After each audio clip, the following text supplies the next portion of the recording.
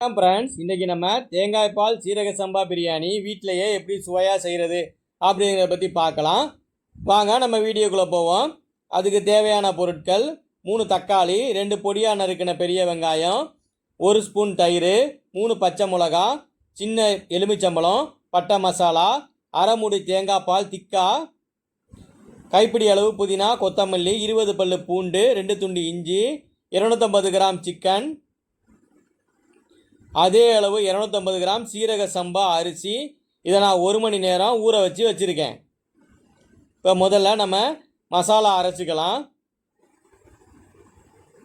இஞ்சி, பூண்டு, கொத்தமல்லி எல்லாம் நான் அலசிட்டு வச்சுருக்கேன். நீங்களும் அலசிக்கங்க நல்லா. புதினா மிக்சியில் நல்லா அரைச்சோன்னா இந்த மாதிரி பேஸ்ட்டாக வரும். இதை ஒரு ஓரமாக வச்சிடலாம். ஒரு அகலமான பாத்திரத்தில் நல்லா காஞ்சோன்னே தேவையான அளவு எண்ணெய் விட்டுக்கோங்க. பட்டை மசாலா,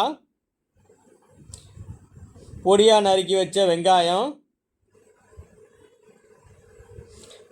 நல்லா வதங்கணும்.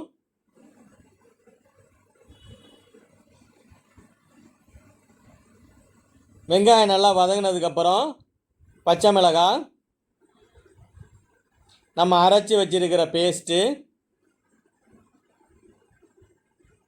அதை இப்போ நான் அதில் சேர்த்துக்கிறேன். இந்த பச்சை வாசம் போகிற அளவுக்கு இதை நல்லா வதக்கணும். இப்போ தக்காளியை சேர்த்துக்கலாம். நறுக்கின தக்காளி நல்லா பிரட்டிக்கலாம். தேவையான அளவு உப்பு இப்போயே சேர்த்துருவோம். தேவையான அளவு உப்பு சேர்த்துட்டு இதை நல்லா பிரட்டி விட்டுக்கலாம். பாருங்கள், இப்போ ஓரளவுக்கு நல்லா வந்துருச்சு. இந்த டைமில் நம்ம சிக்கனை சேர்த்துக்கலாம்.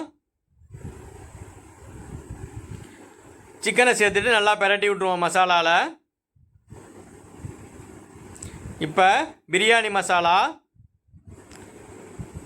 1.5 ஸ்பூன், காஷ்மீரி மிளகாய்த்தூள் 1 ஸ்பூன், அது ரெண்டையும் சேர்த்துட்டு நல்லா பிரட்டிக்கலாம்.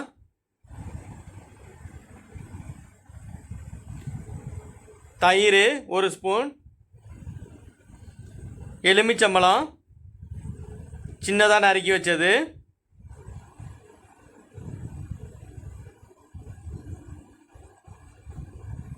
இப்போ எல்லாத்தையும் நல்லா மிக்ஸ் பண்ணிக்குவோம். இப்போ நம்ம எடுத்து வச்சிருக்கிற தேங்காய் பாலை அது கூட சேர்த்துப்போம். 2 டம்ளர் தேங்காய் பால் இருக்குது, நல்லா திக்கான தேங்காய் பால். இப்போ அது கூட 2.5 டம்ளர் தண்ணி சேர்த்துக்குவோம்.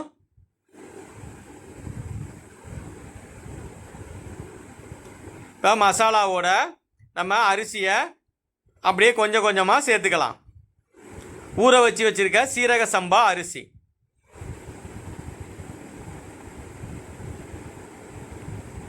இப்போ நல்லா கிண்டி விட்டுக்கலாம்.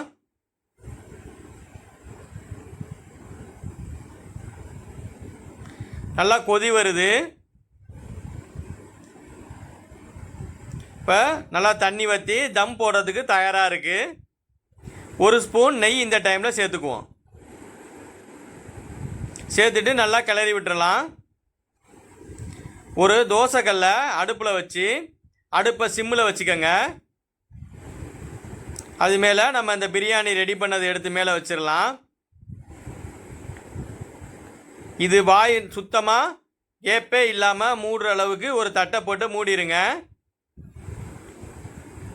அது மேலே தண்ணியை கொதிக்க வச்சுருக்கோம்.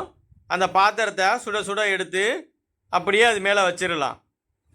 அவ்வளோதான். அப்படியே இதை நம்ம ஒரு 10 நிமிஷம் விட்டுறலாம். 10 நிமிஷத்துக்குள்ளே பிரியாணி ரெடி ஆகட்டும்.